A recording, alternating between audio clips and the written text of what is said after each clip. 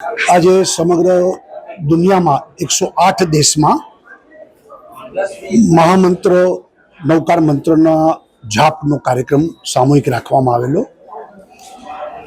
આદરણીય વડાપ્રધાન નરેન્દ્રભાઈ મોદી પણ દિલ્હીથી આ કાર્યક્રમમાં જોડાયેલા અને ખૂબ મોટી સંખ્યામાં લોકોએ નૌકાર મંત્રના જાપ કર્યા છે.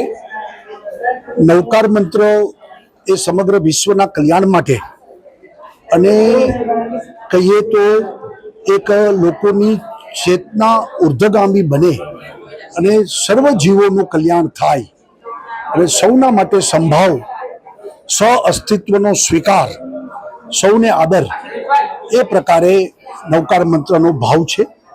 અને તીર્થંકરોથી માંડીને તમામ સાધુ સંતોના આ નૌકાર મંત્રમાં વંદના કરવામાં આવે છે. અને આ પ્રકારે આજે દેશભરમાં અને 108 દેશોમાં સામૂહિક નૌકાર મંત્રના જાપ કરવાથી એક નવી ઉર્જા ઊભી થઈ છે અને એ વિશ્વના કલ્યાણ માટે જરૂરી બનશે, ઉપયોગી બનશે. 9 એપ્રિલ એટલે વિશ્વ નૌકાર દિવસ અને એ નિમિત્તે આ નૌકાર મહામંત્રના જાપના માધ્યમથી તમામ આત્માનું કલ્યાણ થાય એ મુખ્ય ઉદ્દેશ આજે જીતો સંસ્થા દ્વારા ભાવવામાં આવ્યો છે. વિશ્વના 108 દેશોમાં એક સાથે સમગ્ર લોકોએ નૌકાર મહામંત્રના જાપ કરીને પાપનો નાશ થાય, અહંકારનો નાશ થાય, આત્માનું કલ્યાણ થાય અને મોક્ષ માર્ગ પ્રાપ્તિ થાય અને આપણા 5 મહાન સંતોને નમન થાય, એ મુખ્ય ઉદ્દેશ આ નૌકાર મહામંત્ર જાપનો છે.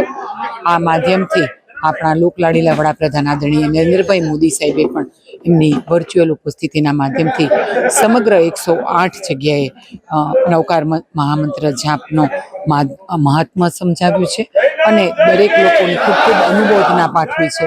એ જ રીતે આજે રાજકોટ ખાતે પણ ખૂબ સુંદર આયોજન જીતો સંસ્થા દ્વારા કરવામાં આવ્યું છે. વસુધૈવ કુટુંબકમના માધ્યમથી સમગ્ર લોકો સાથે જોડાઈને આત્માનું કલ્યાણ કરી શકીએ, એ મુખ્ય ઉદ્દેશ આજે નૌકાર મહામંત્ર જાપનો છે. ત્યારે જીતો સંસ્થાના આયોજન બદલ એમને ખૂબ ખૂબ અનુમોદના પાઠવું છું અને ખૂબ ખૂબ અભિનંદન આપું છું. સર્વ સુખ, શાંતિ અને સર્વે લોકોનું કલ્યાણ થાય એવી પ્રભુને પ્રાર્થના કરું છું. જય જિનેન્દ્ર.